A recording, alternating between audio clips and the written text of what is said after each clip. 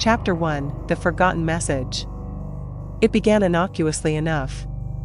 A notification popped up on my phone, new friend request from Emily James. I didn't recognize the name, but her profile picture showed a young woman with striking blue eyes and a friendly smile. Curiosity piqued, I accepted the request. Within minutes, Emily messaged me. "Hi there. Thanks for accepting my request. I know this might sound strange, but I think we might know each other." I frowned, racking my brain for any memory of an Emily James. Finding none, I replied, "I'm sorry, I don't think I know you. Have we met before?" Emily's response came swiftly. "No, not in person. But I found your profile through a mutual friend. I've been trying to reach out to you because I have something important to tell you."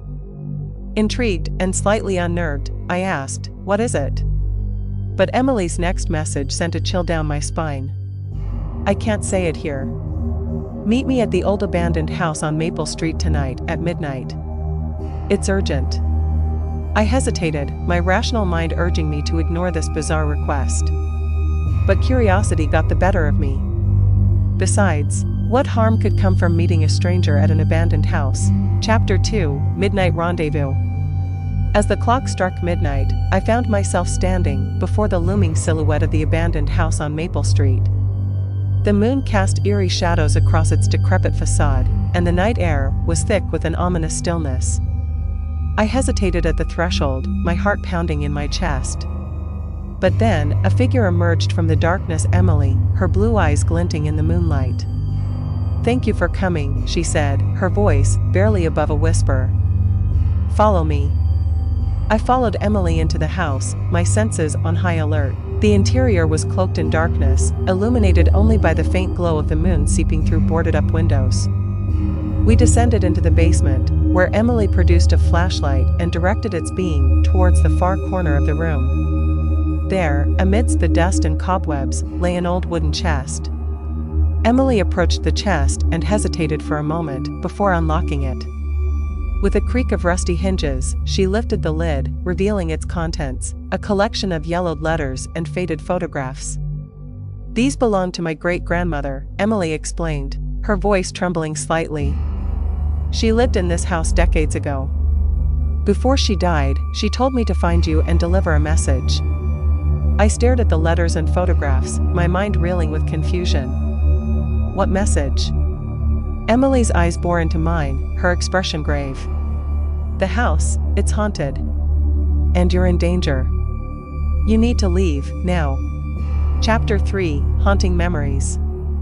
I scoffed at Emily's warning, dismissing it as a mere superstition. But as I turned to leave, a sudden chill swept through the basement, causing me to shiver involuntarily. And then I heard it, a faint whisper echoing through the darkness, like a ghostly sigh from another realm. I froze in place, my heart pounding in my chest. Emily's eyes widened in terror. "It's here," she whispered. "We need to go, now." But it was too late. A cold wind swept through the basement, extinguishing the flashlight and plunging us into darkness. Panic seized me as I groped blindly in the dark, searching for an exit. But then, I felt something, a presence looming behind me, its icy breath sending shivers down my spine. With a scream, I stumbled forward, blindly racing towards the stairs. But no matter how fast I ran, the darkness seemed to stretch on endlessly, twisting and warping like a nightmare come to life. And then, just as suddenly as it had begun, the darkness lifted.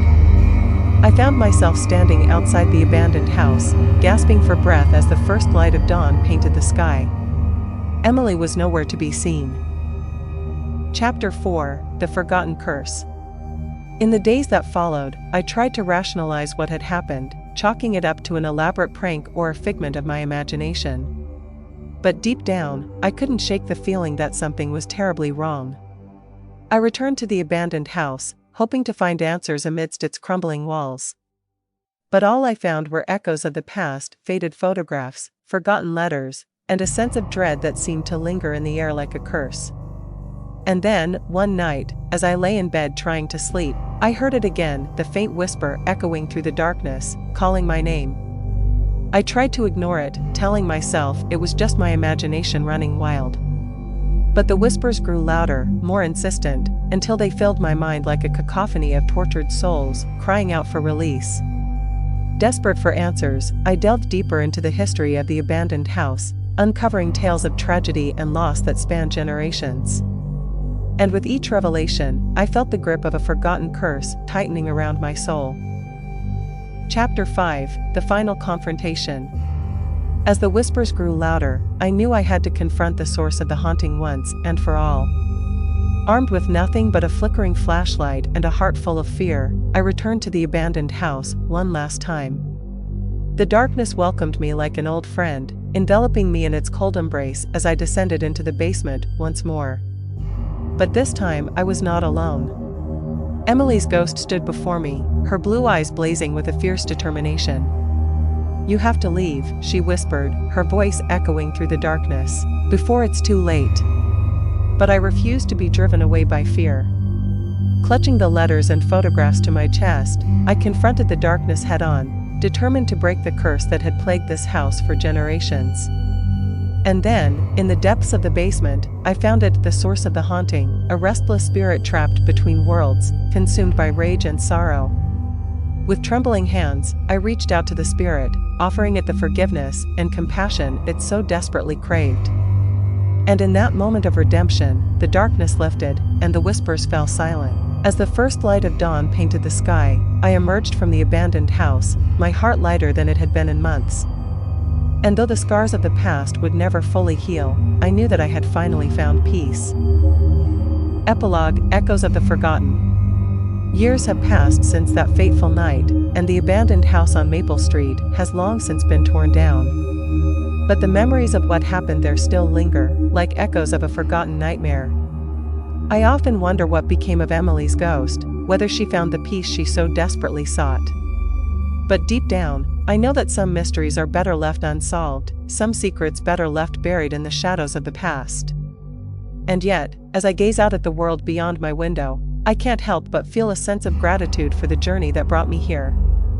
For in confronting the darkness, I discovered the strength within myself to face whatever challenges may lie ahead.